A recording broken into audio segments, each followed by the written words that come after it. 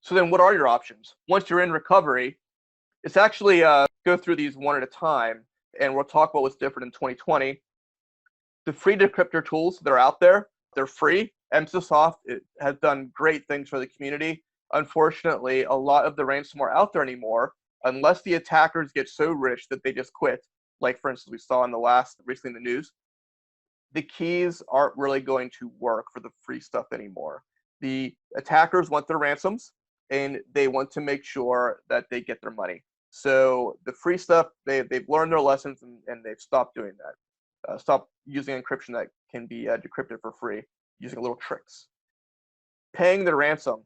I put 2 question marks here because, first of all, the cost is highly variable for different types of ransomware authors. A lot of them are still going through what we call pricing discovery. They're still figuring out how much money the victim has and how much they should charge to actually get back the ransom dollars, and the victim gets back their business. What we have seen is that for the more mature actors, costs definitely go up. They've done that pricing discovery. They know how much the company can afford generically. I suspect they use some open source intelligence, just like businesses use to look at their competitors, in terms of how much money a competitor has.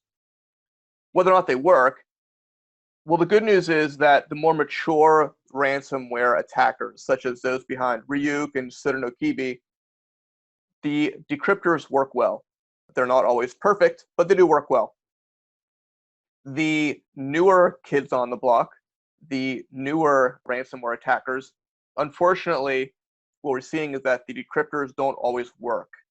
To add insult to injury, we are finding where some decryptors are doing things on the network that are not decrypting, that they are either putting in additional backdoors or giving access to different places they shouldn't.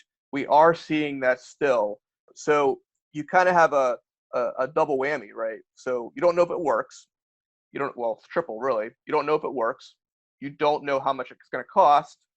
And you don't know if you are infecting your network with backdoors or triggering other backdoors to come awake when you run it. We've seen all 3 of those sort of situations happening.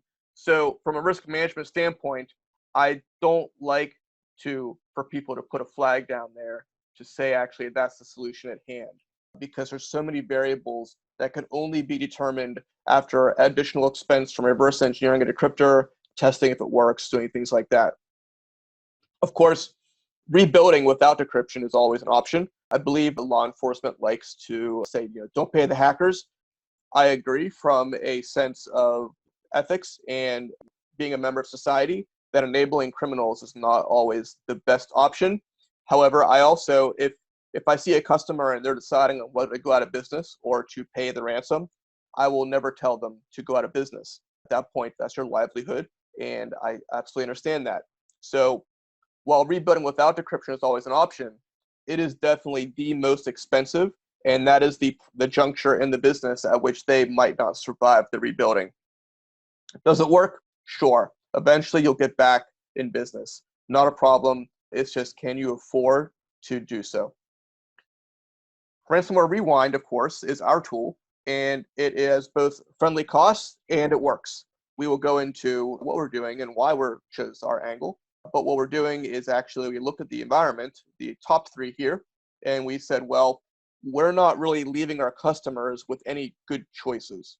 And so we need to have a better way during recovery time to get them back into business quickly and effectively, as if they're rebuilding without paying the ransom.